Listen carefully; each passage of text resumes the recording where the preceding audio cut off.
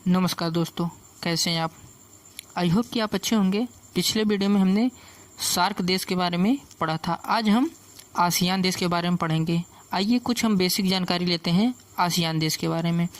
1967 में Philippines, Indonesia, Singapore, Thailand और Malaysia के अधिकारियों ने दक्षिण पूर्व एशिया क्षेत्र की शांति, सुरक्षा और सामाजिक प्रगति, आर्थिक विकास और सांस्कृतिक विकास को मजबूत करने के लिए association of south east Asian nation की स्थापना की। आइए अगला हम जानते हैं कि आसियान क्या है। Association of south east Asian nation एक क्षेत्रीय संघ है जिसकी स्थापना बढ़ते संघर्षों के बीच एशिया के उत्तर औपनिवेशिक राज्यों के बीच सामाजिक स्थिरता और राजनीतिक संतुलन बनाए रखने के लिए की गई थी। ठीक है, और इसका एक आदर्श वाक्य भी है। क्या है, आइए हम जानते हैं। एक नजरिया, एक पहचान, एक क्षमता, जिसको इंग्लिश में बोलेंगे one vision, one identity, one community. ठीक है, और आपको बता दें कि 8 अगस्त को आसियान दिवस के रूप में मनाया जाता है। ठीक है, आसियान देश का जो सचिवालय है इंडोनेशिया के जकार्ता में स्थित है। ठीक है, आसियान में कुल 10 देश आते हैं। आइए हम जानते हैं कि कौन कौन से देश हैं।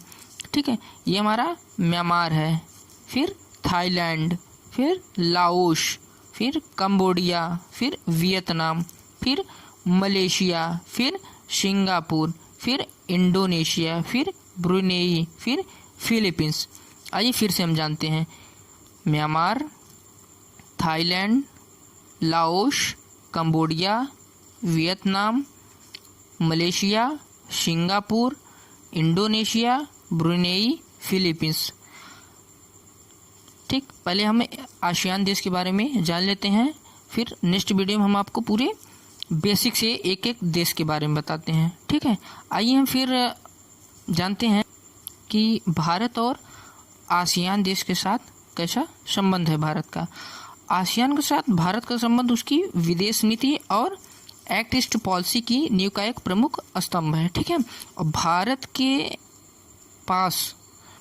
पास जो है जकार्ता में आसियान और पूर्वी एशिया शिखर सम्मेलन के लिए एक अलग अलग मिशन भी है। ठीक है, भारत और आसियान में पहले से ही 25 साल की डायलॉग पार्टनरशिप और 15 साल की समिट लेवल इंटरेक्शन और 5 साल की स्ट्रेटेजिक पार्टनरशिप भी है। आइए हम फिर एशिया के मानचित्र के माध्यम से भारत के साथ आर्थिक क्या क्या सहयोग है उसके बारे में हम जानते हैं। एक बार हम इस मानचित्र के माध्यम से आसियान देश के बारे में जानते हैं। ठीक है, ये भारत है।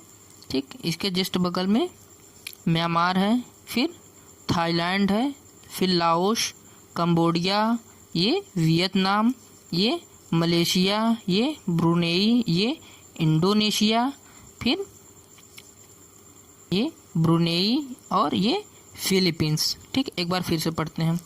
Myanmar, Thailand, Laos, Cambodia, Vietnam, Malaysia, Singapore, Indonesia, Brunei, Philippines.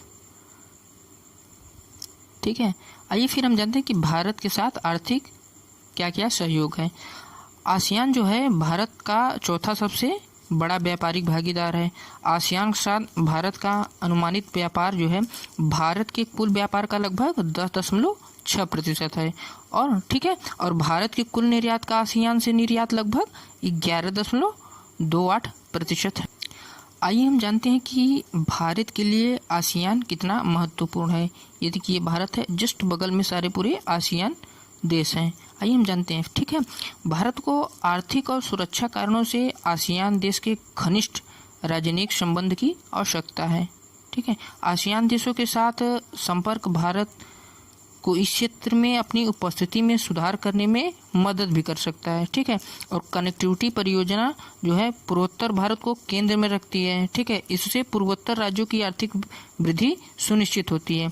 ठीक है, भारत में सारी परियोजना तो इसी तरफ चलती है, इस तरफ तो ज़्यादा होता नहीं है। ये वाला एरिया जो है भारत का उतना डेवलप है नहीं। ठीक है, और क्या होगा, आइए जानते हैं कि पूर्वोत्तर में जो है उग्रवाद और आतंकवाद का मुकाबला करने और कर की चोरी, कर मतलब पैसा, धन कुछ भी हो सकता है, ठीक। आदि से बचने के लिए आसियान देशों के साथ सहयोग आवश्यक है, ठीक। ये पूरा ये भारत का ये पूर्वोत्तर राज्य है, इतना ज़रूरी है आसियान देश के लिए, ठीक। आई होप कि ये वीडियो आपको अच्छी लगी होगी। मिलते हैं अगले वीडियो में, तब तक के लिए जय हिंद।